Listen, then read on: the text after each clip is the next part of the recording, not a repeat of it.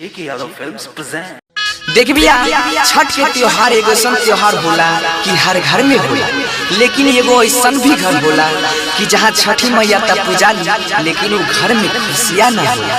ताई भजन के माध्यम से सुनी जा।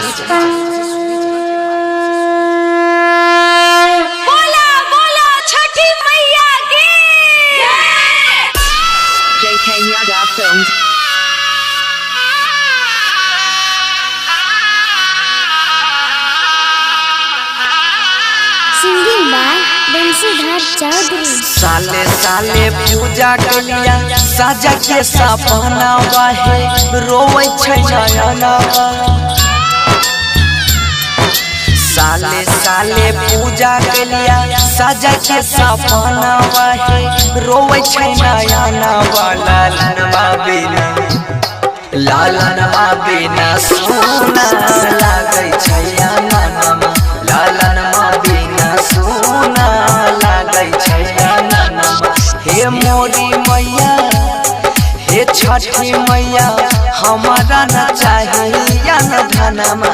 हे छठी मैया, हमारा न चाहिए न धनमा।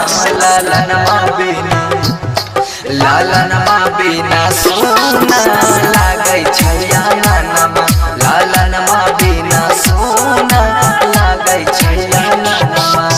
डीजे विकास, डीजे विकास, मटियार कला सीतामढ़ी, मटियार कला सीतामढ़ी। Singing by Bansidhar Chaudhary. बेटिया बछिया फेरी दाना दरिया, भेलै कबहन कसूर है। मन सब पुराई दा हमर हे छठी मैया, सुपवा चढ़ई बाजर त कहिया मैया पुरतई मोरा हया जमाना। त कहिया हे मैया पुरतई मोरा हया जमाना। लालनवा बिना सोना लागे छै नानमा, लालनवा बिना सोना लागे छै नानमा। डीजे विकास, डीजे विकास, मटियार कला सीतामढ़ी, मटियार कला सीतामढ़ी। Singing by Bansidhar Chaudhary. रही के उपास माई करै छिया पूजा, सुनिला न दिला हवा के दुख हे। घरवा के लोग सब महारै छै काना, कहिया पैबैया चहारा के सुर। ता सोनू सिंह बनसी के मनिला कहनमा, ता सोनू सिंह बनसी के मनिला कहनवा।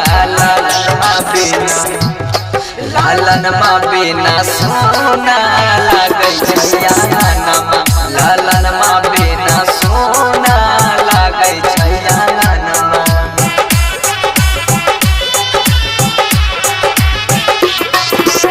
जय मां कत्यानी रिकॉर्डिंग स्टूडियो, मानसी कन्या। JK Yadav Films